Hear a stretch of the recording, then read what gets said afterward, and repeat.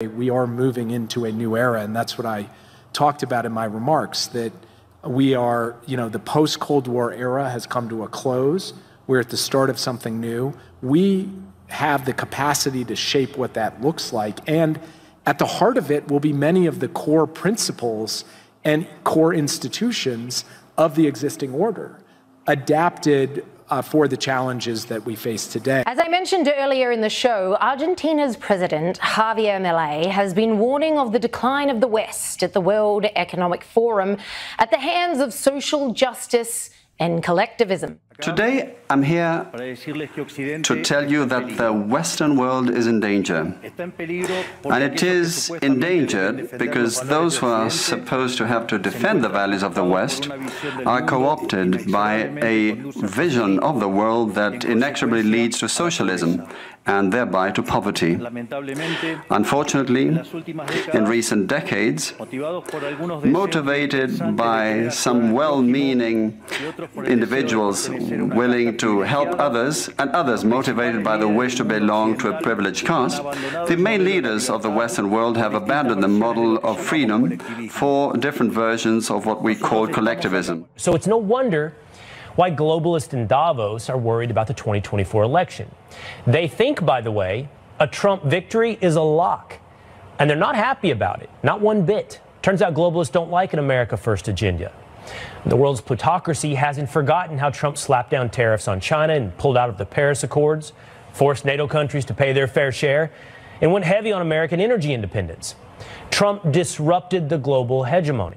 The president of Argentina gave a full-throated speech in support of capitalism and free markets earlier this week in Davos. I would have loved to hear some of the grumbling and response from Davos after that speech. Do not be intimidated either by the political class or by parasites who live off the state. Do not surrender to a political class that only wants to stay in power and retain its privileges. Do not surrender to the advance of the state. The state is not the solution. The state is the problem itself. You are the true protagonists of this story.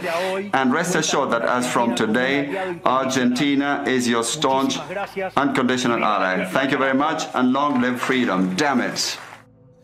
Long live freedom. Damn it. Liz, could this guy get any better? And Klaus Schwab, he must have been squirming in his seat. Absolutely. Milei literally climbed into the belly of the beast just to implode.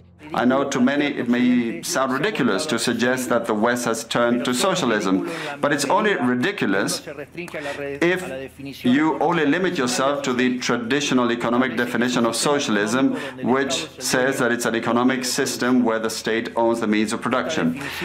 This definition, in my view, should be updated in the light of current circumstances. Today, states don't need to directly control the means of production to control every aspect of the lives of individuals.